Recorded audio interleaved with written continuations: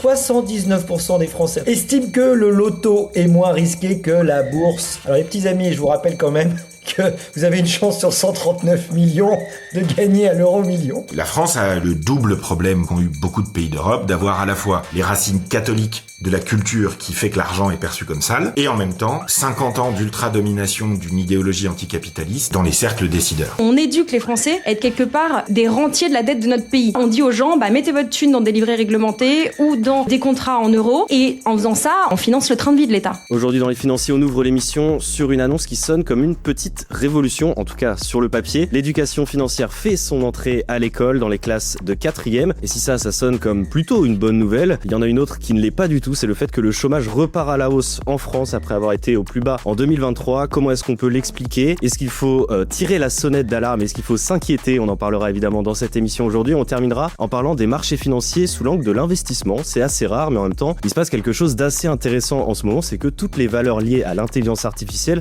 sont en train de s'envoler depuis quelques jours. Alors, comment expliquer cette euphorie ? Comment est-ce qu'il faut réagir aussi en tant qu'investisseur ?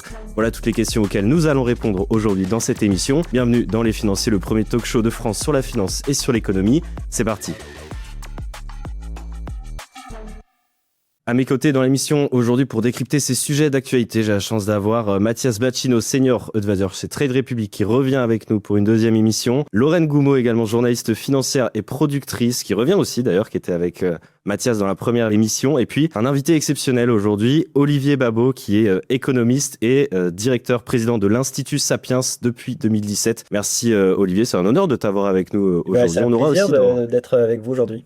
Eh ben écoute, c'est un plaisir partagé. On aura comme ça de temps en temps des petits invités exceptionnels qui viendront en plus de nos chroniqueurs. D'ailleurs, j'en profite pour vous faire un petit mot avant qu'on commence avec l'émission. N'hésitez pas à vous abonner à cette chaîne YouTube, à activer la cloche de notification pour pas manquer toutes nos autres vidéos. Mettez aussi un like à la vidéo, partagez-la à vos amis. Allez voir dans la description, il y a les liens vers tous nos autres réseaux sociaux, Instagram, TikTok notamment. On fait pas mal de contenu chaque jour. Donc si vous voulez, entre les émissions, continuer à suivre Les Financiers, c'est là-bas que ça se passe. Et je vous propose qu'on démarre donc tout de suite, les amis, avec le premier sujet de cette émission. On va parler d'éducation financière. Pour vous donner un peu les grandes lignes, ce qui s'est passé, c'est que la semaine dernière, il y a eu une annonce qui est passée d'ailleurs un petit peu inaperçue, je trouve. Le ministre de l'économie, le ministre de l'éducation nationale et le directeur de la Banque de France ont annoncé que désormais l'éducation financière serait intégrée au programme des collégiens, en particulier les 4e. Techniquement, c'est pas un nouveau cours qui sera créé. En fait, c'est un programme qui existe déjà, un dispositif qui s'appelle le dispositif EducFi, éducation économique, budgétaire et financière. Et c'est un programme qui existait déjà depuis 2017, si je dis pas de bêtises, qui concernait qu'une partie des collégiens, mais désormais, à partir de la rentrée prochaine, ça concernera tous les collégiens de 4e. Lorraine, j'imagine que tu as suivi ce programme-là. Est-ce que tu peux nous dire un peu ce qu'il contient ? Parce que là, j'ai les lignes sous les yeux. On parle de budget, d'épargne, de crédit, d'arnaque même, financière. Bon, c'est évidemment important. Mais en 2 heures, je vois pas comment on peut couvrir tous ces sujets. Donc, est-ce que tu as une petite idée de ce qu'on trouve dans ce programme? Moi déjà je trouve que c'est une bonne chose, tu vois. On peut critiquer, on peut toujours dire qu'on fait pas assez de choses. Je trouve que c'est une bonne démarche et moi je la salue parce qu'elle s'inscrit dans une ambition beaucoup plus large. T'as cité tout à l'heure que il y avait déjà des choses en place à d'autres moments au collège et dans les secondes professionnelles, et donc voilà, c'est une brique de plus d'un dispositif plus large et d'un plan à 10 ans, donc faut mettre un peu le truc dans le contexte. Moi je pense que surtout ce à quoi ça va permettre cette formation, c'est de mettre un premier pied dans les sujets. T'as plein de gens qui en 4e, je sais pas comment vous étiez respectivement en 4e, messieurs, mais moi je parlais pas d'argent au quotidien, j'avais pas encore un PEA junior, je Trade Republic. Pas très intelligent. Et je gérais plutôt mal l'argent de poche que j'avais la chance d'avoir. Donc le plus tôt on introduit ce genre de concept, franchement, le mieux c'est, parce qu'il y a un très gros lien, vous le savez, entre la culture financière et puis le comportement financier. Donc plus les gens sont informés tôt, mieux c'est, on va dire. Et puis derrière, le vrai sujet, c'est que quand on sort de l'école et du lycée, on est presque un jeune adulte et on commence à rentrer dans la réalité financière. On va peut-être prendre un emprunt pour faire ses études. On va peut-être commencer à lire sa fiche de paie. On va commencer à essayer d'éviter des découvertes ou les arnaques. Donc le plus tôt il y a de l'éducation financière, moi le mieux c'est. Et pour répondre plus précisément à ta question, effectivement, il y a une dimension budget, épargne, apprentissage de tout ce qui va être frais, mais aussi dans la dimension psychologie de l'investisseur, tout ce qui va être horizon long, les notions de risque et de rendement qui, même ici dans cette émission, il faut les rappeler, il faut les définir et il faut continuer à faire de la pédagogie. Tous ces concepts vont être enseignés, et dès la 4e, commencer à faire cette petite musique, à enseigner cette petite musique, moi je trouve ça très très positif. Ouais, enfin, effectivement, bon, j'ai fait un peu de sarcasme au début parce que voilà, c'est surtout l'aspect des 2 heures, moi, qui me titille un peu parce que dans l'idée, c'est super. On met un premier pas vers quelque chose qu'on aimerait avoir un peu plus souvent dès la 4e, mais aussi qui continue en fait au fil des années pour les étudiants. Je sais pas ce que t'en penses, Mathias, toi, de cette initiative. Et Lilian, il est déçu parce que Mathias, tu vas pas faire la tournée des collèges pour enseigner aux jeunes ce qu'ils doivent savoir. Donc Lilian est hyper déçu de l'ambition du projet. On aurait pu envoyer Mathias, c'est vrai, c'est vrai. Bon. T'as du temps libre, non, pour le faire. Attends. Tu veux pas te proposer?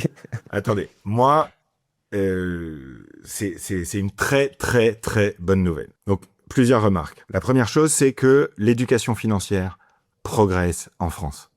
Les Français sont passés d'une note de 12,2 en 2021 à une note de 12,7,5, 12,75 en 2026. Donc, c'est quoi cette note techniquement? C'est les notes de l'OCDE sur les compétences. C'est les notes de l'OCDE sur les compétences financières, et ça progresse. Donc ça, c'est la première chose qu'il faut dire. Il y a un progrès. Deuxièmement, on est tous focalisés sur le passeport EducFi, donc l'introduction à l'éducation financière, qui va être diffusé maintenant à toutes les classes de 4e partout en France. Et c'est pas 2 heures, Lilian, c'est 3 heures minimum. Ensuite, il y a des associations. Je me suis trompé. Il y a des gens de la Banque de France. Il y a plein de profs qui sont volontaires dans les collèges. Donc, il y a aussi toute une population de gens qui, aussi bien dans l'éducation nationale qu'à la Banque de France, que dans les associations, qui ont envie d'aider à diffuser ça. Donc, c'est une bonne nouvelle. Mais les vraies grosses bonnes nouvelles de l'annonce qui a été faite, de la nouvelle stratégie nationale d'éducation financière, c'est pas tellement ça. 3 heures de sensibilisation en 4e, pour moi, c'est un enjeu d'ascenseur social. C'est un enjeu de lutte contre les inégalités. C'est un enjeu d'ouvrir les yeux à tout le monde.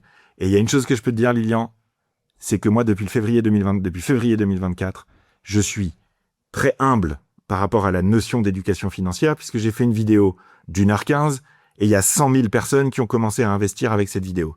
1 heure.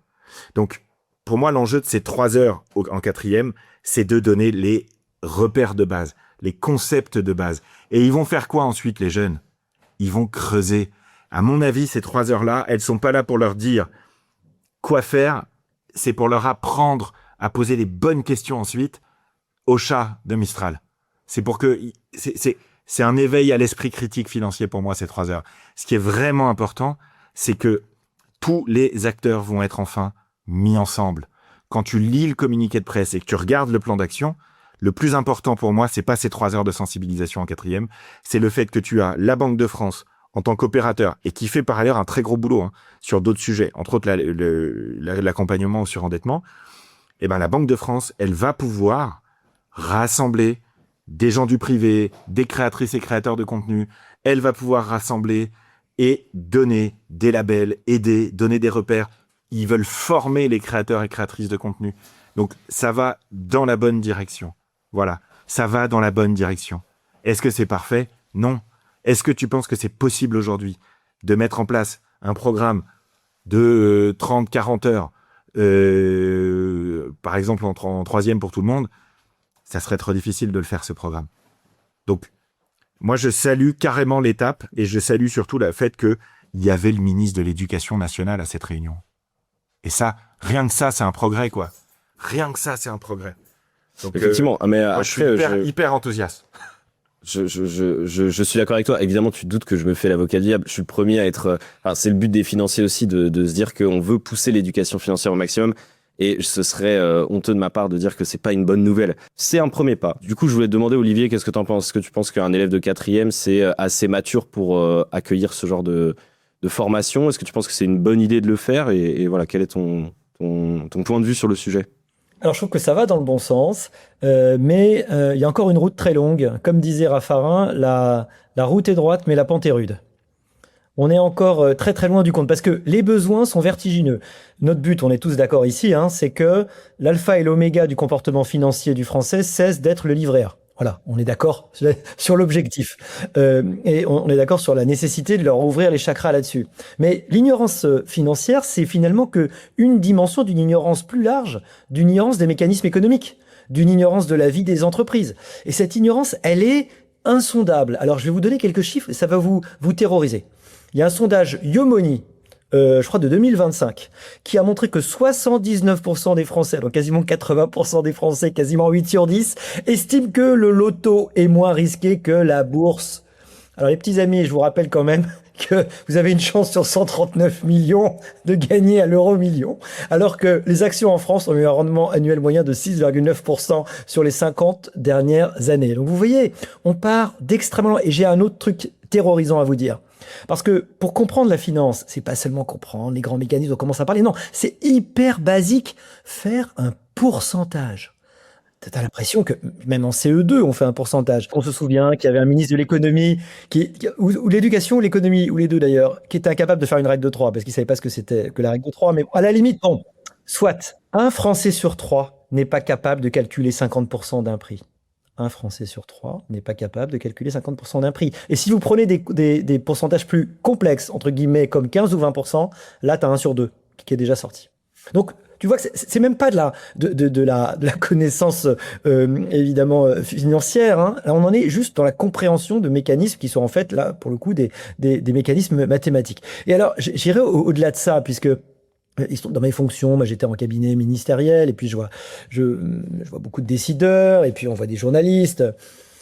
Chez les adultes français, la capacité à confondre millions et milliards, par exemple, est un truc assez étonnant. Et d'ailleurs, c'était François Bayrou qui m'avait raconté.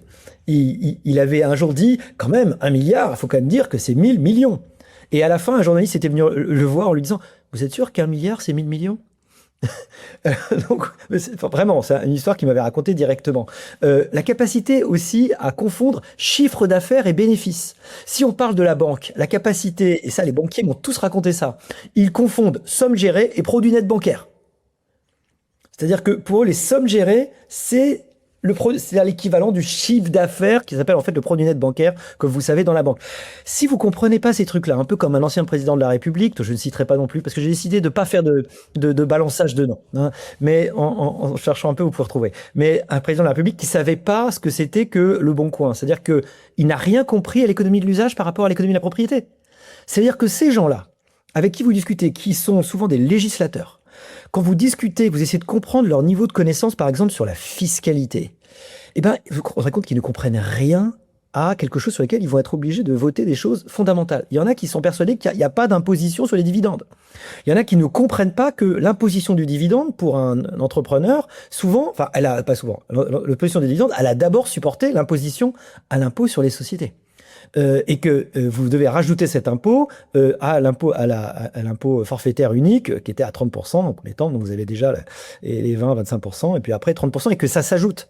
Voilà, ça c'est des trucs qui sont assez fondamentaux et donc qui font que oui, il faut prendre dès la racine, il faut prendre dès le collège et puis dès le lycée.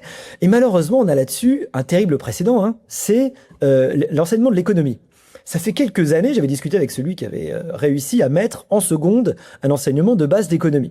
Il avait dit, j'avais été étonné par la rapidité avec laquelle les gens avaient accepté. Bah, pourquoi? Parce que les profs, ça leur fait plus d'heures. Et donc, ils étaient contents. Mais en réalité, dans économique et social, en général, il suffit de l'avoir été en classe de seconde d'ailleurs pour le savoir, il reste en général que le social. C'est-à-dire que les gars ont quand même réussi à rendre optionnel le mécanisme, tenez-vous bien, d'offre et demande, c'est-à-dire le marché. Le mécanisme du marché en économie est devenu optionnel. C'est un peu comme, je sais pas si avant de faire la natation synchronisée, apprendre à nager était optionnel un peu en fait. Il ne reste plus qu'une sorte de Bourdieu remâché et une vision du fonctionnement de l'entreprise qui est extrêmement partiale. Et avec Sapiens, au tout début de Sapiens, il y a eu un peu moins de 10 ans, on avait fait un rapport qui analysait un manuel d'initiation à l'économie en classe de seconde. Et c'est terrorisant. C'était du type, on vous montre une BD avec Picsou qui nage dans son dépôt, vous voyez. Et la question, c'est comment Picsou a-t-il gagné son argent? Vous voyez un peu le truc qui vraiment t'initie. C'est quoi la réponse?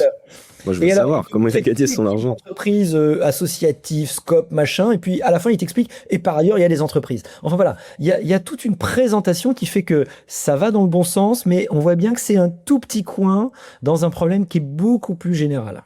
Il y a des politiques, Olivier, qui confondent effectivement chiffre d'affaires et bénéfices, et puis tu as des économistes aussi, hein, parce que si on continue d'écouter les Zuckman et Piketty... et qui confondent stock et flux, patrimoine et revenus. Et qui font exprès parce qu'ils ne peuvent pas ne pas la connaître. La question à deux fois avant de jurer dire la vérité dans une commission d'enquête parce qu'ils ont raconté littéralement n'importe quoi, mais ça, c'est un autre sujet. Et après, il y a quand même un truc qu'il faut noter, c'est qu'il y a les financiers maintenant. Alors, c'est pas les financiers qui vont tout changer, mais c'est pour dire, il y a les financiers, il y a Sapiens, et tout ça, ça n'existait pas il y a 10 ans. Il y avait personne qui luttait contre l'idéologie politiquement correcte, anticapitaliste, qui avait 90% de majorité de voix dans les médias, grand public français et chez les décideurs.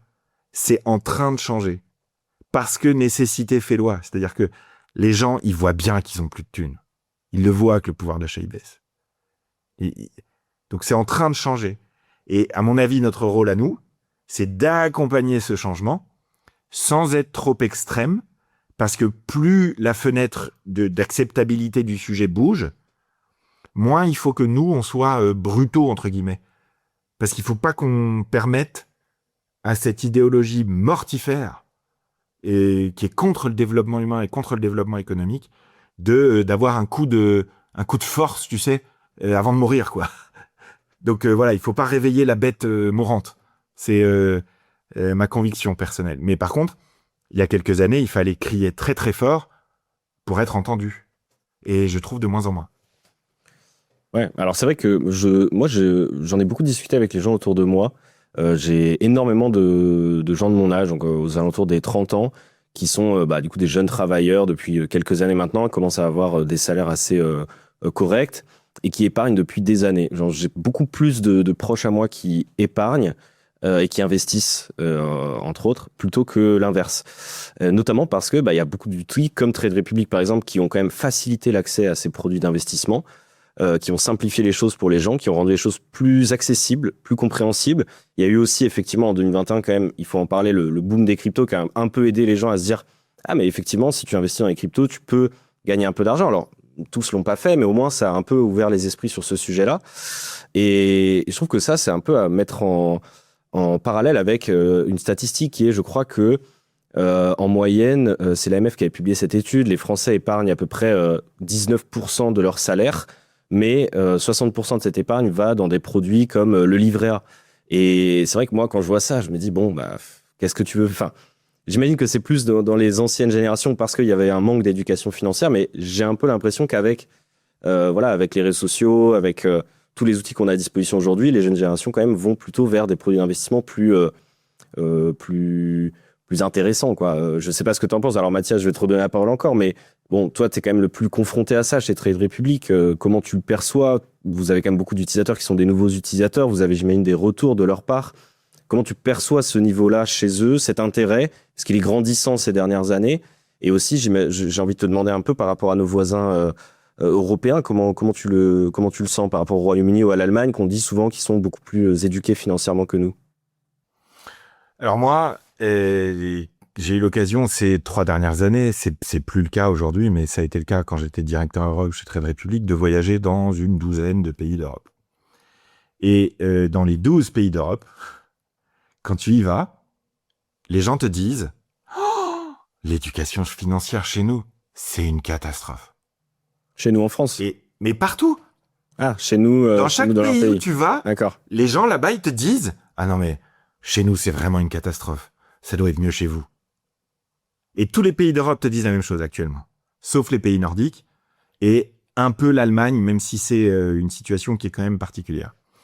Donc, la France a le double problème qu'ont eu beaucoup de pays d'Europe, d'avoir à la fois les racines catholiques de la culture qui fait que l'argent est perçu comme sale, et en même temps, 50 ans d'ultra-domination d'une idéologie anticapitaliste dans les cercles décideurs. Et donc, ça a fait que tu as une double barrière, parce que historiquement, tes racines catholiques culturelles te disent, c'est mal, l'argent. Et en plus, ça fait 50 ans que tu entends toute la journée que investir c'est mal, que le capitalisme c'est mal, que les actionnaires c'est mal, que les dividendes c'est mal. Donc il y a un moment de bascule, si tu veux. Il y a un moment de bascule, je sais pas comment le dire autrement. Donc les Français ne sont pas si pires que ça. Il y a pire que les Français. Il y a les Italiens, par exemple, où c'est vraiment encore plus catastrophique que chez nous. La France a deux particularités et c'est très très très bien rendu par l'étude du Trésor qui est sortie il y a 2 mois, je crois, sur 10 euros d'épargne financière, donc 10 euros d'épargne des gens hors immobilier. À quoi ça sert? Les 10 euros, ils servent à quoi? Et en gros, ça finance les politiques de l'État et la dette de l'État. Parce qu'en fait, le fonds en euros de l'assurance vie, c'est la dette de l'État. Et le livret A, c'est des politiques publiques comme le logement social.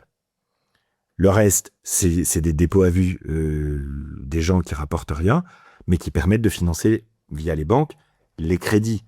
Donc en fait, l'épargne financière des Françaises et des Français, et là c'est une étude de la BCE qui le dit, elle a rapporté à peine 0,8 de plus que l'inflation depuis 20 ans.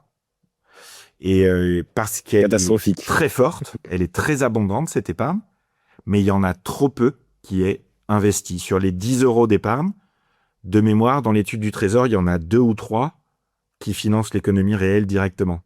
Le reste, c'est des entrepreneurs qui possèdent leur entreprise ou des Français qui financent la dette de l'État, le crédit des banques et les politiques publiques du logement social. Donc c'est un problème d'allocation. Mais les Français, ils ont le bon comportement, ils épargnent. Le comportement de base, il est là. Donc c'est une question de réallouer cette épargne en partie à l'investissement. Mais pour ça, il faudrait que les élites parisiennes, que tous les 3 ici on connaît très bien, l'autorisent. Mais tant que tu auras des assureurs qui tiendront l'État par la barbichette parce qu'ils ont 1500 milliards de dettes françaises dans leurs livres, tu pourras pas faire bouger l'assurance vie. Et tant que tu fais pas bouger le fonds en euros, et c'est difficile de rendre l'investissement complètement mainstream. Mais tu disais un truc intéressant, Mathias, tout à l'heure. Tu disais que on est un des pays aussi dans lesquels il y a une grosse méfiance envers l'entreprise, envers le profit, même envers la bourse de manière générale. Et je trouve que ça, c'est assez symptomatique. D'ailleurs, le cas de Total Energy il y a 2 semaines, je crois, ou la semaine dernière, je sais plus. Moi, quand je vois ça, je me dis, c'est vraiment, il y a trop de méfiance chez les épargnants français envers la bourse et même envers le succès financier d'une certaine manière. Voilà, je sais pas, qu'est-ce que t'en penses, Lorraine, de ça? Est-ce que tu penses que c'est aussi peut-être le fait d'introduire ces sujets-là assez tôt auprès des élèves, c'est peut-être une manière de leur faire comprendre que c'est pas un tabou de réussir, c'est pas un tabou d'avoir du succès financier et qu'on peut, on peut y arriver aussi en investissant son argent. Qu'est-ce que tu en penses? Je pense qu'il y a plein de sujets en fait sous-jacents dans la discussion. D'abord, il y a le fait qu'on a envie que l'école, elle apprenne à tout le monde à lire, à compter déjà, comme savoir faire un pourcentage, c'est ce que tu disais Olivier, c'est la base, et nous apporte à tous un sens de la collectivité qui commence par un socle culturel commun, que ce soit l'histoire, la biologie, bref. Mais c'est vrai que une fois qu'on a ce socle commun, on peut attendre d'autres choses de l'école et attendre que ce parcours financier ou investissement qui est en train d'être mis en place permette aux gens d'être un peu plus smart vis-à-vis de leur argent et pour être smart par rapport à leur argent, il faut qu'on comprenne comment on génère la valeur, comment on crée de la valeur en France. Et donc remettre un peu l'entreprise au cœur du village, c'est pas déconnant. Maintenant, il y a un sujet, c'est que qui enseigne quoi, et on parlait tout à l'heure de la France en général ou de nos politiques, mais globalement, on ressort. Moi, je suis suffisamment vieille pour avoir fait encore une filière ES au lycée, pardon. Mais moi, globalement, quand je suis ressortie du lycée, j'ai globalement compris que l'économie, c'était les riches versus les pauvres. Et je pense maintenant que je suis une femme adulte que l'économie, c'est pas les riches versus les pauvres. C'est pas le patron ou la patronne versus les salariés. C'est beaucoup plus complexe que ça et ce n'est pas binaire, genre les gentils, les méchants. Donc ça, si déjà on peut donner un autre sens à l'économie des gens, aux gens, ce sera déjà pas mal. Et ensuite, on a cité quelques pourcentages et tout. Moi, j'en ai un qui est absolument édifiant, c'est que on a ce problème de dimension culturelle du rapport à l'argent et à la bourse. Les gens ne comprennent pas tous qu'une action cotée, c'est un petit bout d'une entreprise. Donc déjà, relier la bourse à l'entreprise, c'est-à-dire à des gens qui travaillent dans des bureaux, dans des industries et tout ça, c'est rendre plus tangible tout ça, ça peut nous aider à rendre l'économie et la finance plus sympathiques. Il y a moins de 5% de l'épargne des Français qui est investie en actions. Alors, j'ai plus la source de ce chiffre, on le mettra peut-être dans les crédits de l'émission, mais c'est 4 fois moins qu'aux États-Unis. Et donc, en fait, on nous dit que on sort peut-être, on arrive adulte en France avec une préférence pour l'assurance vie, l'immobilier, l'immobilier, le livret A. Mais c'est ce que tu commençais à dire, Mathias, c'est que on encourage globalement les Français, on éduque les Français à être quelque part des rentiers de la dette de notre pays. C'est-à-dire qu'au lieu d'aller financer l'économie productive, les entreprises, les entrepreneurs, l'innovation, etc., on dit aux gens, mettez votre thune dans des livrets réglementés ou dans des contrats en euros. Et en faisant ça, on finance pas tout à fait l'économie de demain. Qu'est-ce qu'on fait ? On finance le train de vie de l'État. Donc quand on voit comment l'État, et sans être ad hominem sur les gens qui gouvernent, etc., gère notre argent, on se dit qu'en fait, en éduquant les Français à mettre leur argent dans des livrets A ou dans des assurances vie, fonds euros, on n'aide pas beaucoup à créer et à faire concevoir aux gens ce cercle vertueux qui est l'économie, l'argent, l'investissement, l'économie, l'argent, l'investissement. Donc, ces 5%, est-ce que c'est pas aussi parce que on a un système quand même, le fameux système par répartition versus par capitalisation, c'est quand même pour moi une des clés qui permettrait d'amener vers justement plus d'investissement dans les marchés financiers et donc avant même de parler de la retraite, je veux dire, t'ouvres pas un PEA en préparant ta retraite tout de suite, t'ouvres pas ton CTO en disant je prépare ma retraite. Tu vois, cette bataille entre retraite par répartition versus capitalisation, elle est purement médiatique. Je veux dire, la plupart des gens ont déjà un système mixte et les profs en premier d'ailleurs. Donc je veux dire, elle est caduque. Ce débat, il est caduque. Et pourquoi tu compares avec les États-Unis, mais les États-Unis, c'est un système qui fonctionne comme ça. Et la preuve en est, ils sont à 4 fois plus de parts de leur épargne placée dans la bourse. Donc, c'est que le résultat semble fonctionner. Tu vois, on verra dans 10 ans. On en est en France. On est au début d'une révolution. On est au début d'une prise de conscience. Il y a 5 ans, on parlait pas d'investissement. Il y a 5 ans, si tu parlais d'investissement, c'était trader ou professionnel de la finance. T'étais CSP boursicoteur et tu regardais BFM Business, ou alors t'étais un gros geek. Aujourd'hui, si tu parles pas d'investissement, t'auras pas de retraite. Tu vois, il s'est déjà passé ça en 5 ans. En tout cas, moi, c'est l'horizon de temps que je peux observer. Et je me dis, en 5 ans déjà, le chemin qu'on a fait par la digitalisation des outils financiers, par tous les systèmes d'applications qui te permettent d'investir en direct, tout ça, c'est un mouvement en marche. Et la retraite est un des objectifs pour lesquels on doit se prendre en main. Mais c'est aussi, il n'y a pas que l'horizon de la retraite, il y a aussi l'horizon de qu'est-ce qu'on fait en tant que citoyen de notre argent, où va notre argent, et comment on peut le mettre au service de nous-mêmes, en le mettant au service de l'économie. Et c'est ça qu'on doit apprendre à l'école, je pense. Et 2 heures, ça suffit pour comprendre ça. 3 heures, c'est toujours 3 heures de plus que ce que nous, on a eu. Oui. Donc, c'est toujours mieux que 0. Ouais.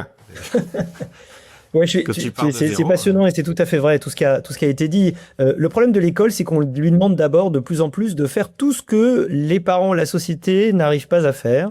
Et malheureusement, il y a de plus en plus de choses. Et à fur et à mesure qu'elle rate tout ce qu'elle doit faire, on lui rajoute des trucs. Malheureusement, elle a prouvé que malheureusement, elle ne pouvait pas grand-chose. Et donc, peut-être qu'il faudrait faire de l'éducation aux parents et aux familles aussi pour qu'il y ait une forme de transmission. Parce que d'ailleurs, le problème, il se pose pas que dans 20 ans, quand les jeunes d'aujourd'hui, enfin les petits d'aujourd'hui seront devenus grands, mais il se pose dès maintenant. D'ailleurs, là-dessus, je conseille d'aller voir la Cité de l'éco qui est possédée par la Banque de France, qui est une sorte de musée de l'économie, qui est très bien fait. Voilà, c'est dans le 17e, si je me trompe pas. Et ça vaut vraiment le coup, parce que c'est effectivement ce que porte comme combat la Banque de France.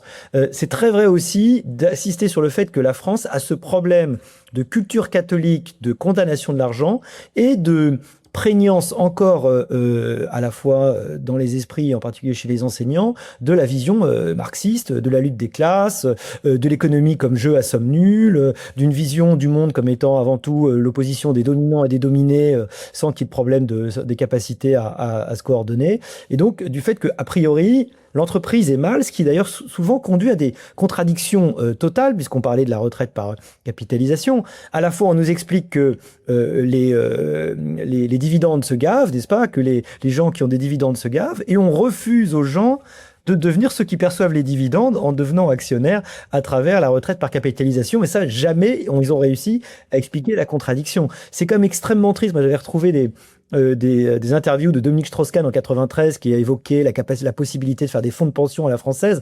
Mais si on avait fait ça il y a 40 ans, mais aujourd'hui, on aurait des fonds de pension extraordinaires et les magnifiques dividendes, notamment de Total, iraient en partie à nous. Parce qu'il faut jamais oublier, il faut rappeler aux gens les fonds de pension quand on dit les fonds de pension.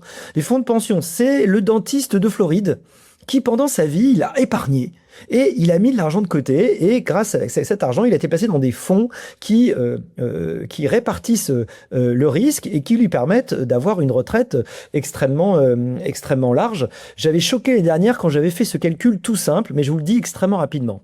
Quand vous êtes au SMIC toute votre vie, parce que l'enjeu ici, Lorraine l'a très bien dit, hein, la capitalisation, tous les gens avec un peu de moyens le font depuis très longtemps, merci pour eux. Hein. Investir l'argent pour que ça vous rapporte plus tard, ça, il n'y a pas de problème, ils le font depuis très longtemps. Le vrai débat sur le passage à la capitalisation, en partie à la capitalisation, c'est de permettre à des gens modestes d'avoir accès à l'épargne longue placée, avoir accès à quelque chose qui est beaucoup plus rentable. Quelqu'un qui est au SMIC toute sa vie, officiellement, il met tous les mois 500 € pour la retraite. Alors, il y a des réductions de charges, mais c'est l'État qui le fait pour lui, mais officiellement, c'est environ 500 € tous les mois pour sa retraite, donc pendant plus de 40 ans pour sa carrière.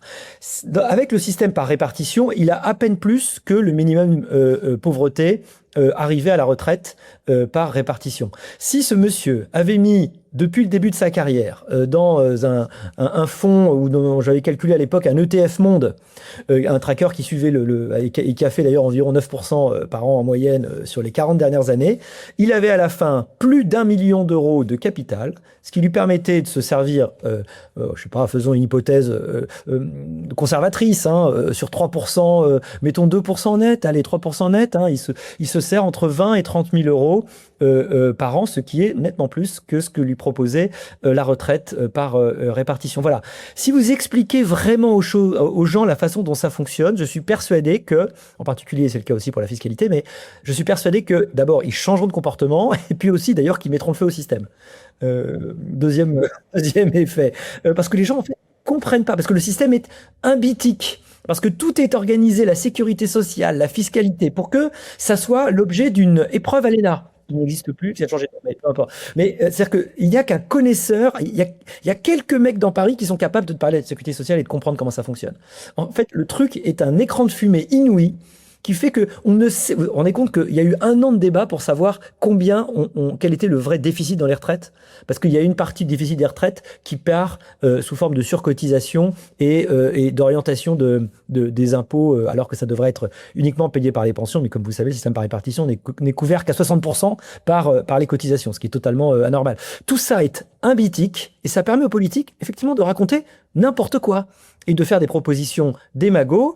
Je suis d'accord, je termine là-dessus, mais sur l'aspect de Mathias, hein, sur l'aspect générationnel, oui, c'est vrai, les nouvelles générations, vous avez Internet, vous avez accès à plein d'informations, vous avez maintenant aussi des capacités à pouvoir être en relation directe avec votre banque ou avoir des applis en ligne qui sont beaucoup plus sexy qu'avant, il fallait aller à un guichet, donc vous avez évidemment une possibilité à vous y intéresser. Mais vous avez quand même, il suffit de le voir électoralement, un substrat de gens pour qui tout ça reste extrêmement éloigné, puisque le but, c'est l'anticapitalisme, c'est l'anti-marché et c'est l'anti-marchandisation, pour pas parler d'un bouquin récent et d'une offensive récente du côté gauche de l'échiquier. Donc oui, il y a une nouvelle génération, mais enfin, faut pas croire que le combat est gagné, parce que on n'en est pas encore, et là, pardon, je termine vraiment là-dessus, il y a un conflit d'intérêts énorme. L'État, il a besoin que, comme on l'a dit, que les banques achètent, et d'ailleurs ils sont obligés, achètent les bons du Trésor qui sont émis massivement. Quelque part, ils n'ont pas tellement envie que ça aille dans le private equity, vous voyez ? Alors que ça servirait l'économie réelle et que de rendre les gens qui sont effectivement les Français qui sont des grands épargnants devant l'éternel, épargnés pour autre chose que le livret A et financer le logement social, c'est formidable, mais il y a effectivement d'autres choses qui seraient au moins aussi utiles à l'économie. Voilà. Je voudrais juste rendre ça. Je voudrais juste vas-y, rendre Mathias. ça désirable pour celles et ceux qui nous écoutent. Donc, il y a 6 600 milliards d'euros d'épargne des gens en France. C'est l'épargne des gens, il y a 6 600 milliards d'euros. Et l'Observatoire de l'épargne européenne nous dit que depuis 2010, quand ils ont commencé les mesures, l'épargne financière des Français a rapporté 2,3% par an. C'est-à-dire 0,8 de plus que l'inflation. Donc, en gros, l'épargne financière des Français a permis aux Français de ne pas s'appauvrir face à l'inflation, mais c'est tout, d'accord ? En imaginant que ce stock est fait 5% par an, ça fait 200 milliards d'euros d'intérêt dans la poche des gens en plus chaque année. 200 milliards. En 10 ans, c'est 2000 milliards. Donc, c'est possible. Un autre calcul, c'est... donc, il y a ces 6600 milliards qui sont affreusement mal répartis sur des comptes qui rapportent rien. Sur les comptes courants, il y a 500 milliards d'euros d'argent des gens qui rapportent rien, mais qui rapportent 2% à la banque et qui permet aux banques de faire du crédit aux entreprises. Ça, rien que ça, si on le rémunère au taux BCE, ça fait 10 milliards de plus par an dans la poche des gens.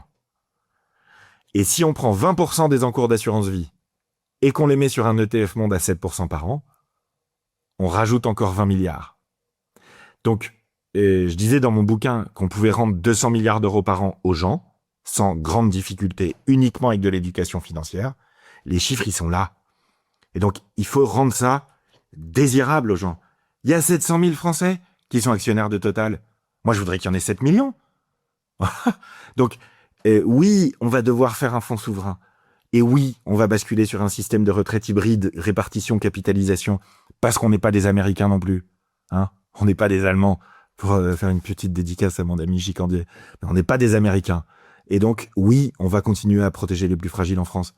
Mais si on veut avoir le luxe de le faire, faut être un peu plus malin que ça et permettre aux gens d'épargner, d'investir. Et il faut et un autre aspect aussi, c'est qu'il faut libérer les entreprises françaises de la prison communicationnelle dans lesquelles elles sont enfermées. Va faire une interview à un DAF, un directeur financier du CAC 40, sur les financiers. Tu vas voir comment il est, le mec. Ou la fille. Ils vont être comme ça. Il y a des règles dans tous les sens. Même une IA, elle n'est pas capable d'être conforme. Donc, voilà, il y a des choses à faire. Mais, à nouveau, sur cette notion d'éducation financière, on fait des progrès. Et ça va plus vite que ce qu'on pense. Parce qu'il y a un truc qu'il faut pas oublier, c'est quand même que l'argent, c'est important pour les gens. T'imagines le nombre de gens qui souffrent. T'as un Français sur 2 qui a découvert 2 fois par an. T'as un Français sur 5 qui a découvert tous les mois. C'est une source de stress énorme. T'as une séparation d'un couple sur 2, c'est à cause de l'argent. Et donc, les gens, ils en ont marre, en fait. Moi, je vais dire un truc peut-être qui va boucler le sujet, c'est que on parle des profs, on parle d'enseignement économique. Moi, je trouve qu'on aura réussi à prêcher dans notre désert et à faire un vrai Burning Man quand, en fait, on arrivera à raconter les histoires d'entreprises comme ça. On connaît tous Doctolib, on connaît tous Alan, on connaît tous quelques licornes françaises. Mais est-ce qu'on sait tous qui sont les plus gros investisseurs de ces licornes françaises ? C'est beaucoup de fonds de venture capital qui sont d'origine nord-américaine. Qui sont les investisseurs à l'intérieur de ces fonds d'investissement ? Eh ben, il y a notamment un des plus gros investisseurs, c'est le fonds de pension des profs d'Ontario. L'Ontario, c'est une province au Canada. Donc, un des plus, si on dézoome, ça veut dire qu'un des plus gros investisseurs de start-up françaises qu'on utilise tous dans notre quotidien et à qui on souhaite un destin CAC 40, eh ben, c'est les profs de lycée, de collège au fin fond du Canada où il neige 6 mois par an, qui sont actionnaires, en fait. Indirectement. Et qui était actionnaire de Trade Republic, pour l'anecdote. Ouais. Bon, non, mais voilà, il faut quand même comprendre. Donc, en fait, peut-être qu'un jour, envisager que les profs de l'éducation nationale soient eux-mêmes intéressés au succès des startups et des PME et des ETI et de notre CAC 40, ce serait pas déconnant, en fait. Mais est-ce que tout le monde est capable d'entendre ça ? Je sais pas. Ouais, non, mais on est complètement d'accord, mais c'est... Encore une fois, on y revient, c'est le sujet de l'éducation financière et chaque pas doit être salué. Et celui-là, pour revenir sur l'actualité dont on parlait, celui de commencer à proposer des programmes d'éducation pour les élèves au collège, c'est un premier pas. On le salue évidemment, vous en doutez, je me faisais aussi un peu l'avocat du diable, je voulais vous titiller pour avoir vos meilleures opinions sur ce sujet, donc j'étais obligé d'enfiler ma casquette de grand méchant. Mais oui, je trouve que ça reste une très bonne nouvelle. Tout ce qu'on voit dans cette émission devrait changer la façon dont vous gérez votre argent. Comprendre l'économie, la finance, c'est essentiel, mais encore faut-il pouvoir agir dessus. Et c'est là qu'intervient notre partenaire à l'année, Trade Republic. Et ce mois-ci, il présente quelque chose de concret. Est-ce que votre argent vous rapporte quelque chose en ce moment ? Probablement pas. Et avec l'augmentation des prix, c'est décisif. Trade Republic offre 3% d'intérêt brut par an à tous leurs nouveaux clients sur vos liquidités, sans plafond, calculé chaque jour, versé chaque mois et vous pouvez retirer quand vous voulez, sans blocage et sans condition. Pour mettre ça en perspective, 10 000 euros sur votre compte courant, c'est 300 euros brut par an, juste en choisissant où vous mettez votre argent. Avec des investissements programmés, des arrondis automatiques ou votre épargne qui tourne en continu, votre argent travaille au quotidien sans que vous ayez à y penser. C'est une app complète. Vous dépensez, vous épargnez, vous investissez, tout ça au même endroit. 10 millions de clients l'utilisent déjà et l'ouverture de compte prend même pas 5 minutes. Le lien est en description. Investir comporte des risques de perte en capital. C'est un sujet sérieux à traiter avec des acteurs sérieux. Merci à Trade Republic de soutenir les financiers et on reprend. On a un deuxième sujet qui va parler d'une nouvelle qui est un peu moins bonne, un peu moins réjouissante. C'est le sujet du chômage. Pour les statistiques, donc, en 2023, le chômage en France, c'était 7,1% de la population active. C'était un plus bas. Depuis, on n'a fait que de monter. Aujourd'hui, les chiffres de l'INSEE qui sont sortis nous indiquent qu'au 4e trimestre de l'année 2025, on était à 7,9%. Donc, c'est une hausse de 0,2 points sur le trimestre et de 0,6 points sur un an. Donc, c'est 56 000 chômeurs supplémentaires par trimestre. En gros, en moyenne, pour vous donner un chiffre, c'est un total de 2,5 millions depuis 2 ans. C'est assez énorme quand même.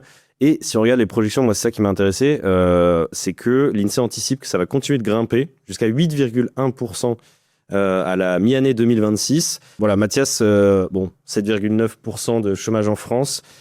Est-ce que c'est aussi grave que ça en a l'air? Est-ce que le fait voilà, qu'on ait une croissance qui est aussi importante sur les 2 dernières années, c'est grave? Est-ce qu'il faut qu'on s'inquiète? Et qui sont les plus touchés? Je ne sais pas si tu as les détails en tête, si tu as pu regarder ça. Voilà, comment toi tu le perçois? Ma conviction personnelle, c'est que l'économie française est en train petit à petit de s'arrêter. Pour plein de raisons, et parce que les normes étouffent complètement l'entreprise en France, ça c'est une évidence absolue. Parce que le poids de la dépense publique est devenu absolument paralysant pour l'économie, qui est quasiment une économie administrée. Et qu'on vit en France, c'était mon parti pris économique sur LCI la semaine dernière, non pas du tout une crise du travail, je suis pas d'accord. On vit une crise de la récompense du travail. C'est-à-dire que quand tu passes de 70% du brut en net à 54% du brut en net, en 30 ans, du super brut j'entends, mais je fais exprès, eh bien, pourquoi aller travailler? Donc, la vérité, c'est que l'économie française est en train de s'arrêter. D'ailleurs, notre croissance potentielle, c'est-à-dire la croissance qu'on pourrait avoir, diminue. Il n'y a pas de croissance au premier trimestre. L'investissement, depuis l'instabilité politique qui démarrait à l'été 2024, était fort ralenti en France. Et donc, les gens surépargnent, ce qui est pas bon pour l'économie. C'est bon pour eux individuellement, mais c'est pas bon pour l'économie. Et quand vous rajoutez par-dessus une absence totale de maîtrise de la politique migratoire du travail, et en plus l'arrivée de l'intelligence artificielle, dont Olivier pourra dire des choses sans doute plus intelligentes que moi, eh ben vous arrivez à un système où effectivement, eh bien les entreprises ont de moins en moins de capacité et d'intérêt à créer des jobs et à embaucher, et beaucoup de gens n'ont pas forcément un intérêt à aller travailler. Donc c'est un problème d'embolie généralisée où l'économie française est petit à petit en train de se bloquer là dans un espèce de grand cerfa géant. Et français, et où on bouge plus. Et quand tu bouges plus, tu crées plus de jobs. Voilà. Donc le problème économique de la France est un problème de fin de règne, de fin de cycle, de fin d'un système.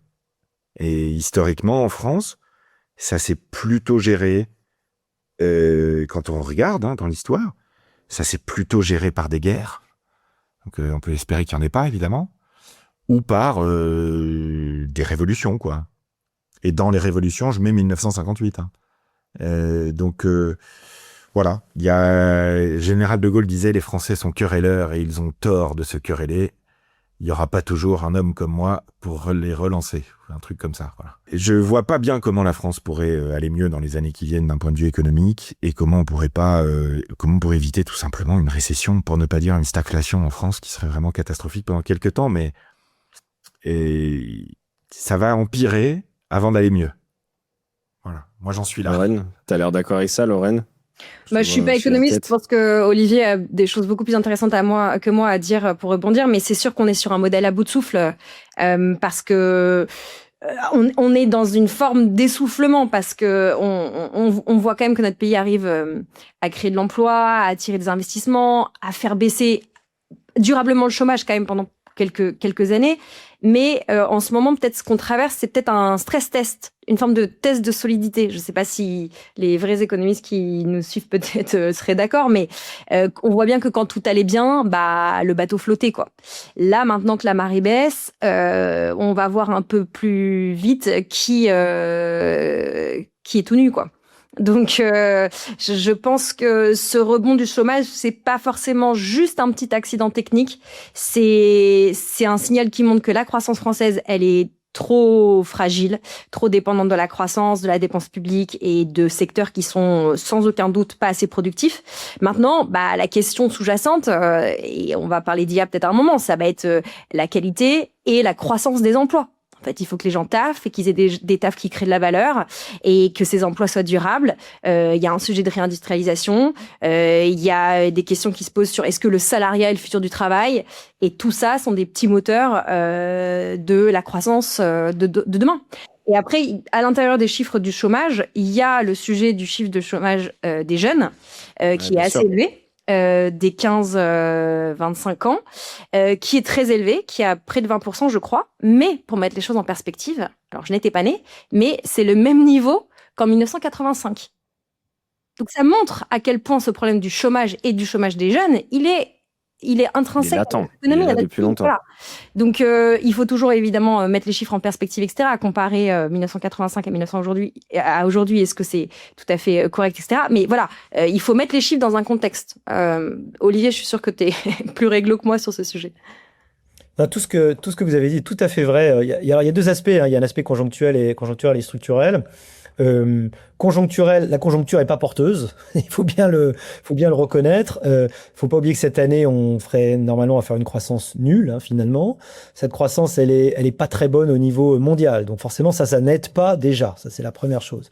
Ensuite, il y a un aspect plus structurel. Et je suis tout à fait d'accord.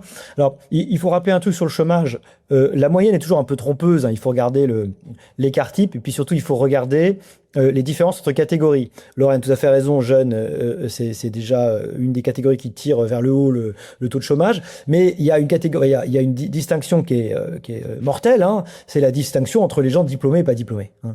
En gros, si vous avez au plus le brevet des collèges, vous êtes à quasiment 15% de chômage. Pour les diplômés du supérieur, vous êtes à 5,3, c'est-à-dire quasiment le chômage frictionnel, en fait, hein. Chez les cadres, par exemple, c'est un chômage qui est extrêmement faible. Donc, la bonne nouvelle, c'est qu'au moins on connaît individuellement le passeport pour l'emploi, ça reste la formation. Voilà. Après, il y a des formations qui sont plus ou moins porteuses, mais en tout cas, ça reste la formation. Donc, ne pas être formé, c'est sûr, être dans la catégorie NEET, hein, Not in Employment, Education or Training. Je crois que c'est quasiment un jeune Français sur 5 qui a jusqu'à 30 ans peut être dans la catégorie NEET, hein, jusqu'à 20%, c'est complètement dingue, hein. Ça correspond à quoi? NEET, pardon, NEET, Not in Employment, Education or Training. C'est-à-dire que c'est des gens qui sont pas employés, ils sont pas en train de se former, ils sont pas à l'école, ils ont pas de perspective de se former pour quelque chose. Donc, ils sont un peu espèce de limbe économique, et c'est sûr que là-dedans, quand vous êtes là, pour vous, le 21e siècle va être plus dur, hein. Il était déjà difficile au 20e, hein. Moi, dans les années 90, quand j'ai passé mon bac, c'était déjà le moment du chômage de masse, hein. Tout ce qu'on pouvait souhaiter à quelqu'un, c'était obtenir un CDI. C'était le Graal absolu. Alors, le Graal du Graal, c'était devenir fonctionnaire. Là, c'était l'empiré. Là, on pouvait pas faire mieux. Il y a eu une détente, c'est vrai. On a passé une sorte de plancher, enfin de plancher dans la baisse. On aurait espéré baisser plus loin, mais on commençait à parler déjà de espèce de chômage, c'était le chômage un peu structurel déjà, parce que en fait, il y a quand même un problème d'appariement, les formations correspondent pas. Et donc là, malheureusement, c'est en train de remonter, et c'est là qu'on rencontre, à mon avis, notre problème, dont a très bien parlé Mathias, du fait que nous sommes dans un système à bout de souffle. C'est toute la régulation ou le deal social de l'après-guerre qui, en fait, est en train de s'effondrer. Après-guerre, quand on s'est reconstruit pendant les 30 Glorieuses, on était une France jeune, travailleuse, conquérante, respectée, avec aussi une place puissante, avec une place dans le monde, même si évidemment, c'était la fin de notre empire, mais avec une place réelle dans le monde parmi le top des nations. Aujourd'hui, toutes ces qualités, on les a perdues. Nous sommes devenus vieux, nous travaillons plus assez, nous n'innovons plus assez, nous sommes des gros importateurs. Même là où on était très fort, on était une grande puissance, on était une immense puissance agricole. Maintenant, ça y est, comme l'a montré le commissariat au plan, de temps en temps, ils font des trucs intéressants. Ils avaient fait une note intéressante autour de la ratatouille. Et ils avaient montré que les légumes de la ratatouille, maintenant, en majorité, on les importait. Tu vois, le dingue, ce qu'on est censé savoir faire parfaitement chez nous, on les importait. Ils montraient aussi, et j'avais fait une chronique là-dessus un jour, sur Europe, c'est que on a de plus en plus une structure économique de pays du tiers-monde.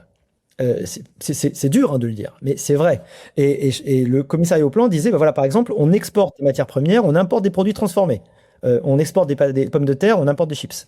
Ça, c'est une structure de pays du tiers-monde. Et il y a plein de comparaisons qui font que du tiers-monde au sens initial, c'est de monde qui n'est plus au centre de l'histoire, qui est à côté. Et on sait, vous savez, depuis Yalta, que si on n'est pas à la table des négociations, c'est qu'on est au menu. Et la France, de plus en plus, et l'Europe, est au menu, en fait. Voilà ce qui se passe. Nous avons, on parle toujours de la nécessité de protéger notre modèle social. Notre modèle social, il implique aujourd'hui l'asphyxie du moteur de la création de valeur, et c'est la création de valeur, malheureusement, qui est seule capable de financer le modèle social.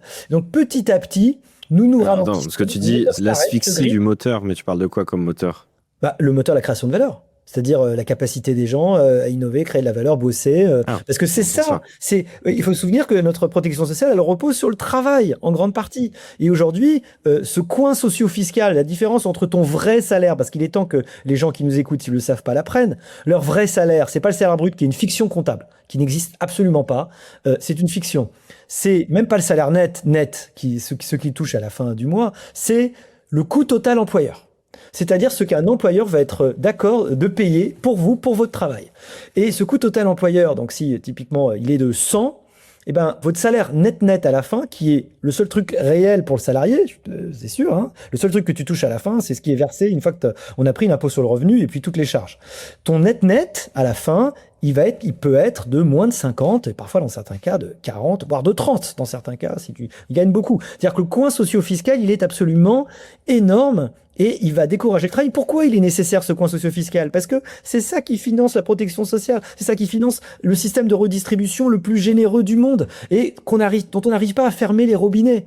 On n'arrive pas d'un côté à fermer les robinets et à diminuer en particulier les prestations non contributives, c'est-à-dire l'argent que tu donnes aux gens qui n'ont jamais cotisé, les prestations non contributives, et de l'autre, on n'arrive pas à essayer de permettre à ce que cette fiscalité repose sur autre chose que le travail. Et une solution, ce serait, et on est nombreux économistes à le dire, il faudrait que ça repose sur la TVA, c'est-à-dire sur le truc le plus large, c'est-à-dire la consommation. C'est la fameuse TVA sociale. Un point de TVA, on est entre 8 et 10 milliards de revenus.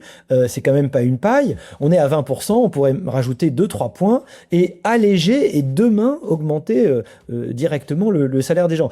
Pour revenir au chômage, parce que c'est ça l'idée, c'est que le chômage qui monte, c'est le signe d'une économie qui n'est pas dynamique. Parce que quand vous êtes un chef d'entreprise et que vous ne voyez pas l'avenir de façon positive, vous n'allez pas embaucher. Je crois que dans ce qu'on voit en plus, c'est brace for impact, parce qu'il n'y a pas d'IA encore. Il n'y a pas d'effet IA aujourd'hui dans le chômage. Zéro. Ou quasi zéro. Cet effet intelligence artificielle, il va peut-être arriver très très vite dans les mois qui viennent, mais pour l'instant, sauf des toutes petites poches et des exceptions où ça peut commencer à se voir, mais en réalité, dans les stats, l'IA n'y est pas. Donc il faut voir que ça va arriver encore plus. Notre seule planche de salut, c'est une réinvention complète de notre système d'incitation. Il faut que le travail paye beaucoup plus. Il faut que les travailleurs soient beaucoup mieux rémunérés. Au prix de quoi? Probablement beaucoup plus d'inégalités. Oui, d'inégalités entre le mec qui travaille et le mec qui travaille pas. Je sais plus qui m'a dit, il a eu cette bonne phrase. Le vrai SMIC, c'est combien? C'est pas 1 400 €. Le vrai SMIC, c'est environ 300-400 €. Pourquoi? Parce que c'est la différence entre le fait de pas travailler, ce que tu as quand tu travailles pas, et le fait de te lever tous les matins. Et ça, quand tu abordes les questions comme ça, tu te dis, ah oui, quand même. Et si tu imagines que tu peux avoir des possibilités de travailler au Schwartz clandestinement pour faire des petits à côté, tu te dis vraiment que malheureusement le système est pas incitatif.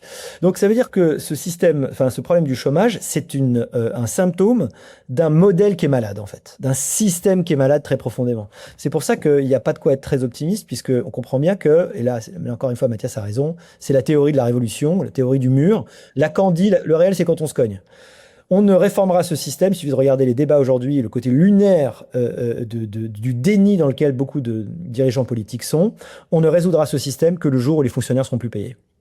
Que le jour où on ne pourra plus verser les trucs, les prestations. Voilà, ce jour-là, ça va être un grand aggiornamento, il va être très dur, il va être violent, et malheureusement, il viendra forcément de pair avec des problèmes politiques. Et quand le pouvoir est à terre, malheureusement, on n'est jamais tout à fait sûr de qui va le ramasser. Il suffit de voir en Russie ce qui s'était passé à l'époque.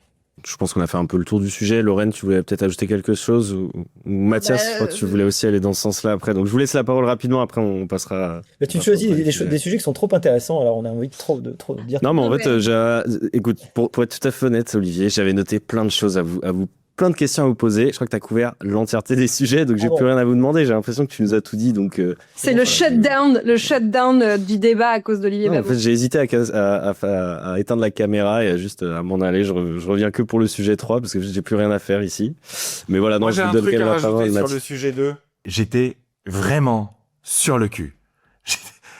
Je me suis demandé si je rêvais pas. J'ai ouvert Le Point jeudi. Et dans Le Point, c'est un très bon magazine. Le rapporteur général du budget qui nous dit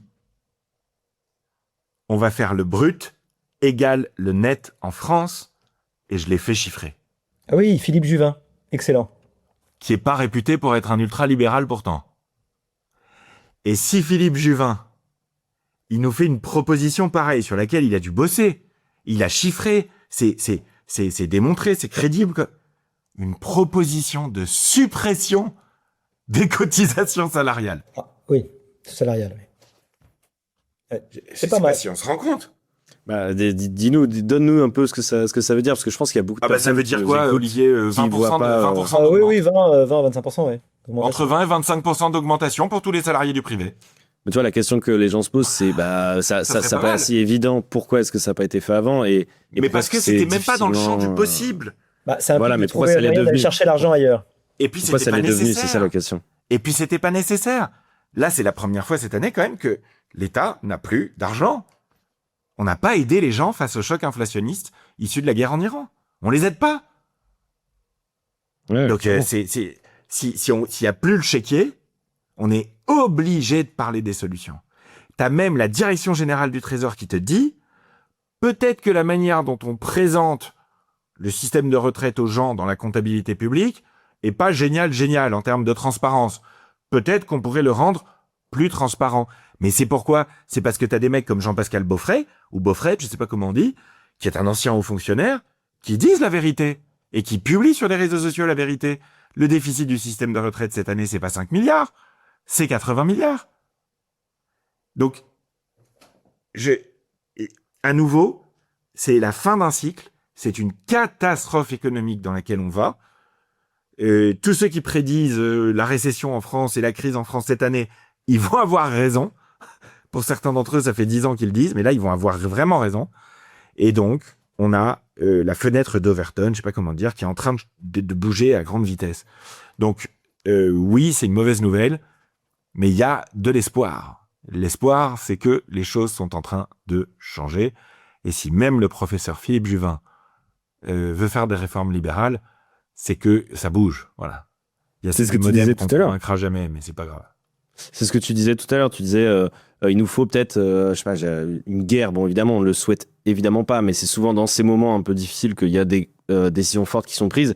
Et là, on commence à voir effectivement qu'avec ce qui se passe en Iran, l'économie est en train de tourner au ralenti, que les prix sont en forte hausse, que ça commence à être très tendu. Et bah, c'est là où on se dit, finalement, en fait, il y avait peut-être des solutions qu'on a un peu mis de côté.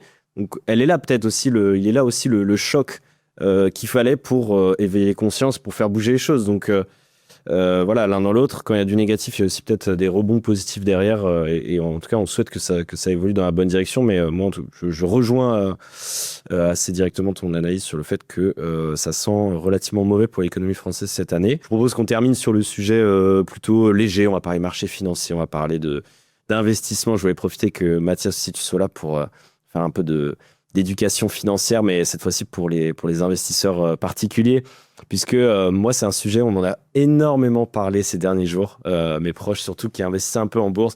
T'es là, mais t'as vu ce qui se passe sur l'IA? Est-ce que t'as vu cette action qui vient d'exploser? Est-ce que t'as vu ce truc-là sur les semi-conducteurs? Je reçois des messages de partout. J'ai l'impression que je reviens un peu les moments de 2021 sur le marché crypto où tout explosait, tout le monde était trop content. Peut-être Lorraine, qu'est-ce que tu penses de ça? Est-ce que t'as suivi un peu là ce qui se passe en ce moment sur toutes ces valeurs-là, le fait que aussi auparavant c'était beaucoup les 7 magnifiques qui menaient la croissance des marchés de manière générale, et que là c'est en train de s'étendre, ça y est, de sortir un peu de ça, ce que les Américains appellent le broadening, donc sortir un peu et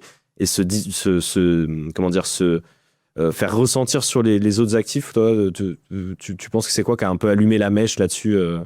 C'est la bulle IA, ça y est, j'osais pas le dire, mais voilà, qu'est-ce que t'en penses? Alors moi, j'ai pas du tout le même enthousiasme que toi, parce que j'ai pas. Moi, c'est un enthousiasme qui me fait juste beaucoup rire, en réalité. Ouais, là, beaucoup rire, c'est tout. Tu l'as dit, hein, on est dans une situation typique d'une phase de broadening, c'est-à-dire le moment où les investisseurs ils cherchent les deuxièmes et les troisièmes gagnants de l'IA. Mais attention, parce qu'on fait aussi de l'éducation financière dans cette émission et certainement pas du conseil en investissement.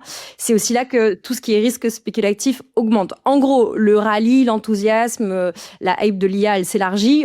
On parle plus seulement des géants qu'on connaît tous de nom, Nvidia et Microsoft, Meta, mais aussi de toutes les boîtes qui sont dans la chaîne de valeur. Alors ça va, tu l'as dit, des semi-conducteurs en passant par tout ce qui est dans la mémoire, les équipementiers, les data centers, la logistique. Enfin, je sais pas si je vais faire la liste en entière, mais il y en a plein. Tous les jours, j'en découvre de nouveaux. Donc, Et effectivement, on est tous, en fait, en tant qu'investisseur particulier, à la recherche de, la boîte qui va exploser. On n'a pas envie de rater le coche et on a tous envie de profiter de la croissance et de ce qui se passe. Mais je dirais que le premier truc à avoir en tête, c'est qu'il faut pas confondre le fait d'être exposé à l'intelligence artificielle et acheter n'importe quelle valeur qui se rattache la petite étiquette IA dans sa présentation. Et en ce moment, il y a quand même beaucoup de boîtes qui deviennent .ia, IA. Pour certains et certaines de ceux qui nous écoutent, vous voyez passer des decks de boîtes, tout est en train de devenir IA. Ça rappellera aux plus avertis ce qui s'est sans doute passé avec la bulle.com. Mais ce qui est sûr, c'est que l'IA, on est sur un truc de long terme. Mais si on fait le parallèle avec Internet, et je suis sûre que Mathias et Olivier vont être bien meilleurs que moi pour le raconter, on ne peut pas se dire que toutes les boîtes qui ont un rapport de près ou de loin avec l'IA vont être des gagnantes. Et après, on zoomera peut-être plus spécifiquement sur ce que ça veut dire pour les small, les mid-cap et qui enthousiastent tes copains liants. Mais il y a peut-être un peu de pédagogie à faire sur comment, à la Warren Buffett, un peu comment on analyse une action et une valeur. Effectivement, moi, c'était exactement ce que je voulais faire. Donc déjà, la première question que moi je me poserais, c'est où elle est dans la chaîne de valeur pour la situer sur la cartographie. Après, je laisse la main à mes collègues. Tu voulais parce que justement moi c'était ma question. Alors voilà, tu l'as compris, je l'ai introduit avec un peu d'humour parce que je l'ai vu passer aussi sur les réseaux sociaux. Je vois des gens faire des vidéos sur Instagram et tout ça. Ça y est, c'est vraiment, moi j'ai un peu l'impression de revivre ce moment de 2021 où je voyais passer plein de contenus sur les cryptos. Les gens se réveillaient et disaient investissez sur cette crypto là, vous allez voir, ça va fonctionner. Tout le monde était super euphorique. Les gens se disaient non mais il y a pas de risque, je vais investir sur tel truc parce que ça parle de crypto. Et aujourd'hui, c'est pareil, ça parle d'IA, ça touche à l'IA, ça va exploser. Et effectivement, pour l'instant, les performances suivent. Donc, les gens sont contents et continuent. Moi, je regarde ça et je me dis, c'est quand même un peu effrayant. Et c'est pour ça que je voulais qu'on en parle aujourd'hui, parce que je voulais faire vraiment de l'éducation au sens, avertir les gens sur ce sujet-là. Comment est-ce que, par exemple, on analyse aussi une entreprise quand ces personnes-là vont se dire allez là j'ai repéré cette boîte, ChatGPT m'a dit que c'est une boîte qui fait des semi-conducteurs qui touche à l'IA, qui bosse avec Nvidia, ça doit être bien. Comment tu analyses cette boîte? Quelles métriques tu regardes quand tu analyses une boîte? Introduire des notions comme les ratios price earning par exemple. Donc voilà, Mathias, est-ce que tu as envie de te lancer là-dessus, qu'on fasse un peu d'éducation pour ceux qui nous écoutent? Je peux te dire ce que je dis aux gens qui me suivent, moi, depuis décembre. Je dis que, à l'heure actuelle, vu le niveau d'incertitude qu'il y a dans l'économie mondiale, dans la géopolitique mondiale et dans la technologie mondiale avec les impacts de l'IA dans les entreprises dont on ne mesure pas encore tout à fait pleinement la réalité, il y a qu'un truc qui va marcher, c'est la diversification. Et j'ai bien fait de leur dire, parce que tout ce que moi je pensais au début de l'année s'est révélé à peu près faux. Donc tu as le Nasdaq 100 qui est à 15% de hausse depuis le début de l'année, l'Europe qui est à 0. Tu as les pays émergents, qui sont plus émergents du tout. D'ailleurs, ces indices ne veulent plus rien dire, puisque comme le disait Olivier tout à l'heure, c'est la France qui dette dans l'indice des pays émergents. Nous, c'est les pays immergés, alors, c'est ça? Voilà, les pays émergents. Et ben, les pays émergents, c'est 22% de performance depuis le début de l'année. L'or, c'est plus 9, le Bitcoin, moins 9. Qui aurait prédit ça au début de l'année? Personne. Qui aurait prédit qu'on ne soit pas dans une phase de baisse des taux plus importante aux États-Unis, avec les small et mid cap, du coup, qui repartent? Alors que c'est pas le cas, du coup. Donc, la première chose, c'est que dans le monde actuel, je trouve qu'il faut être incroyablement humble par rapport aux anticipations. La deuxième chose, c'est que l'intelligence artificielle n'est pas une innovation. L'intelligence artificielle, je crois que c'est ce que dit Olivier aussi, c'est une nouvelle couche, en fait, c'est une surcouche d'Internet. C'est incroyablement important. C'est pas une mode. C'est pas un gimmick. Et ensuite, vous avez, et c'est là Lorraine a très raison, vous avez une chaîne de valeur. Et cette chaîne de valeur, c'est des gens qui fournissent de l'énergie pour l'IA, c'est des gens qui fabriquent les infrastructures de l'IA, c'est les gens qui font tourner l'IA, et ensuite, c'est les gens qui utilisent l'IA. Et tout au long de cette chaîne de valeur de l'IA, il y a des entreprises qui ont du succès, et il y en a d'autres qui ont des échecs. Et donc, là où je suis pas d'accord avec toi, Lilian, le marché est actuellement plus sélectif sur les entreprises dans le secteur de l'IA. Par exemple, Meta s'est fait. Non, mais d'accord, ça, effectivement. Et Google, qui a du rendement, qui a du retour, qui a des revenus à mettre en face des investissements qu'ils ont faits, eh bien, est porté au Mathias, t'as parfaitement écouté les financiers, parce que c'est exactement le sujet de l'émission de la semaine dernière, et c'est exactement mot pour mot ce que je disais.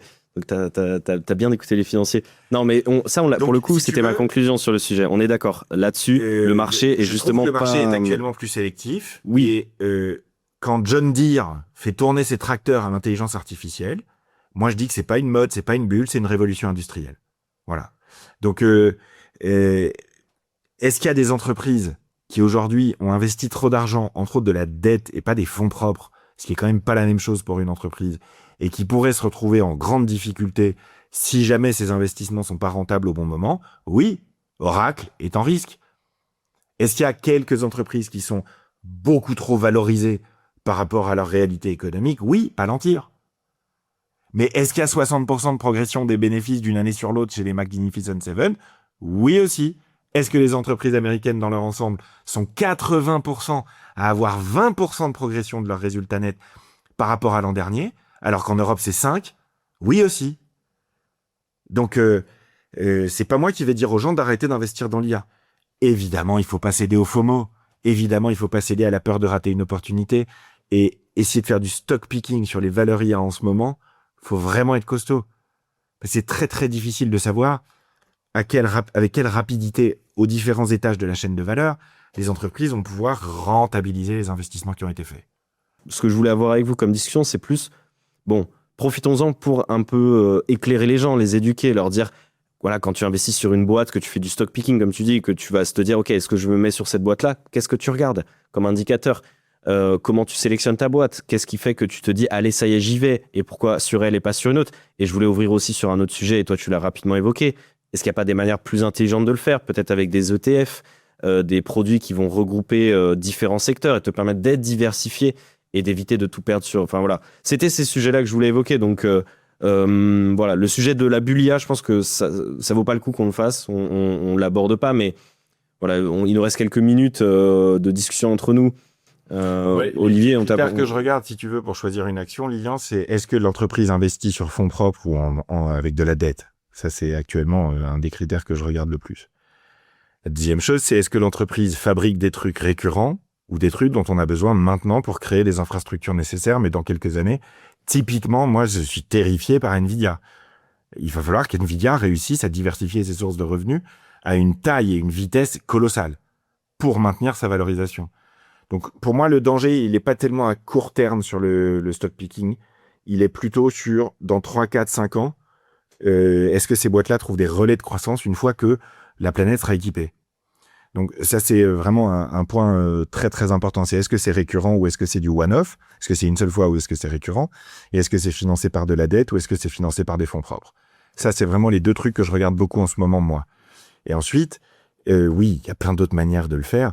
Mais si je pousse un peu, ma conviction personnelle, ça parlera peut-être à Olivier et Lorraine, je sais pas si tu seras d'accord avec moi, ma conviction personnelle, c'est que ça va être absolument colossal, l'impact que ça va avoir sur les entreprises, pas que celles du secteur de l'IA, mais sur toutes les entreprises.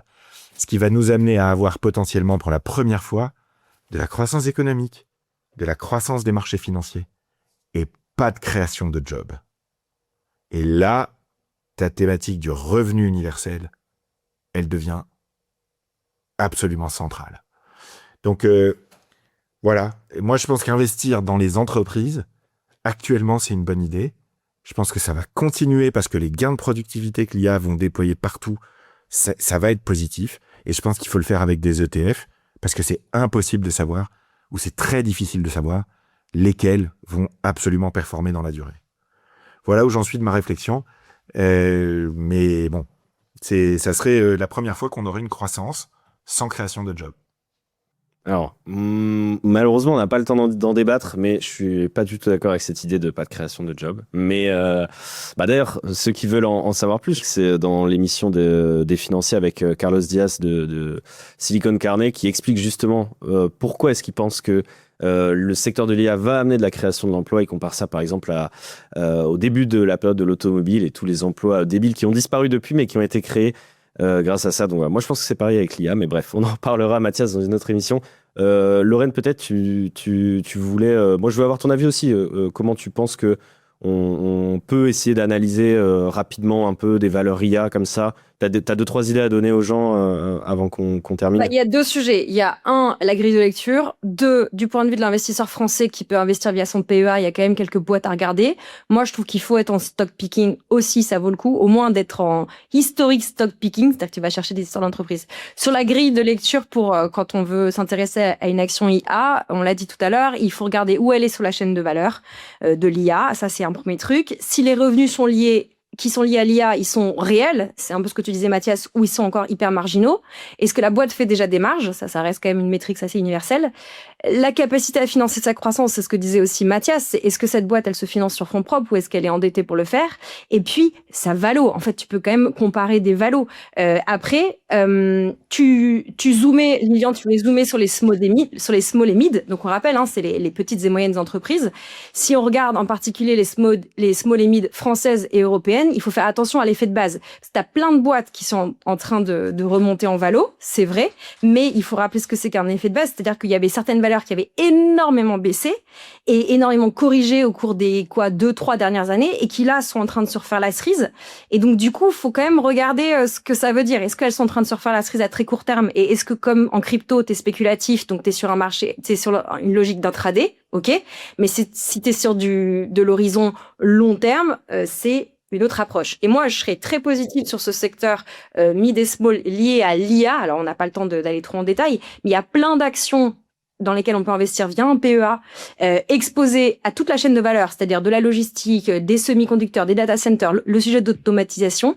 Il y a des ETF qui sont éligibles aussi pour capter la performance des leaders mondiaux ou ce qui va rester de cette performance, notamment d'NVIDIA. Mais en France, il y a plein de boîtes à aller regarder. C'est évidemment pas un conseil d'investissement, mais ne serait-ce que pour se raconter, pour comprendre ce que ça veut dire l'IA. Allez regarder ce que fait Soitec, qui est un leader des substrats SOI qui sont utilisés littéralement dans les puces et dans toutes le hardware des data centers. Il y a Calray aussi à regarder. Il y a Séquence Communication. Enfin, on pourrait lister plein de boîtes. Il y a des boîtes européennes aussi à les regarder comme Kion Group, qui est allemand, je crois. Il y a des boîtes dont vous entendez peut-être de la pub si vous écoutez des radios économiques comme Esker. Il y a SideTrade aussi. Il y a plein de boîtes à les regarder qui racontent l'IA de manière très, très concrète dans les territoires en France avec des vrais emplois et que si vous pensez que l'IA est un des petits moteurs de vos investissements, parce qu'il faut toujours avoir plusieurs moteurs à son portefeuille d'investissement, si vous croyez à la thématique IA, si vous y croyez encore, intéressez-vous concrètement à quelques histoires d'entreprises, parce qu'il y a des vrais jobs, il y a des entrepreneurs, ça se passe pas loin de chez nous en France et en Europe, et ça peut vous confirmer ou pas dans le fait que l'IA, c'est là pour faire grossir, c'est là pour longtemps, et ça peut encore continuer vous pouvez encore surfer la vague et vous enrichir et participer à cette révolution. Mais il faut faire ses devoirs. Et donc, stock picking ou ETF, je sais pas si c'est où sans doute, mais il y a des histoires d'entreprises à aller regarder. Et on en revient au premier sujet qui était l'éducation financière à l'école pour pouvoir comprendre ce que c'est, tout ça, là, chiffre d'affaires, valorisation. Et surtout, ne pas céder au FOMO. Parce que c'est super d'être enthousiaste et d'avoir envie d'investir dans des trucs et c'est super positif. Mais la peur de manquer le coche et pourquoi tomber dans des achats impulsifs d'actions, c'est pas forcément une bonne chose. Bah ça, si on était tous éduqués par l'école ou en général, bah ça nous permettrait de pas justement se dire ouais, il se passe un truc de fou, j'y vais pas, mais se dire ok, est-ce qu'il se passe un truc et est-ce que j'y vais ou j'y vais pas. Olivier, un petit mot de la fin parce qu'on t'a pas entendu sur ce sujet. Vas-y. Évidemment. Diversification naturellement. Se souvenir que dans toutes les ruées vers l'or, c'est les vendeurs de pêche, de pelles et de pioches qui gagnent. Donc moins ceux qui font les trucs eux-mêmes que ceux qui permettent aux gens de faire des choses. Mais il y a plein de façons de vendre des pioches autour de l'IA. En effet, c'est une révolution fondamentale, ce qui fait qu'il est très difficile de prédire l'état du monde dans 5 ans. Donc vraiment, je ne me risquerai pas à donner de vrais conseils. Moi, je me méfie juste des entreprises, et je termine là-dessus, qui sont lancées dans ce que j'appelle la course Highlander. C'est Highlander, vous vous souvenez de la série, il peut en rester qu'un. C'est les immortels qui se coupent la tête les uns après les autres, il peut en rester qu'un. Les hyperscalers, les gens qui proposent les modèles frontières, ils sont dans une course totalement dingue à l'hyper-investissement, investissement avec uniquement de la dette, avec de la dette et des gens qui vont leur prêter l'argent en imaginant qu'il y a un retour un jour. Il y a forcément sur le tas 1 ou 2 qui vont être déçus. Puisqu'il y aura un gagnant de l'affaire, ou 2 peut-être, mais il ne pourra pas y en avoir autant. Donc là, encore une fois, ça nous ramène à la diversification. Merci Olivier, d'ailleurs merci aussi d'avoir été avec nous dans l'émission. Tu reviens quand tu veux, c'était un grand plaisir. Merci Mathias et Lorraine également. Merci aussi à ceux qui nous ont écoutés jusqu'ici, j'espère que l'émission vous a plu. Je vous le rappelle, encore une fois, comme d'habitude, abonnez-vous à cette chaîne YouTube, activez la cloche de notification. On a 2 vidéos qui sortent ici chaque semaine. Et si vous voulez continuer à nous suivre en dehors de là, allez dans la description, vous avez le lien vers Insta et TikTok. On fait un peu de contenu éducationnel, un peu d'actualité, toujours évidemment sur le sujet de la finance et de l'économie. Voilà, merci de nous avoir écoutés. Je vous dis à très vite, à la semaine prochaine pour une nouvelle émission sur les financiers.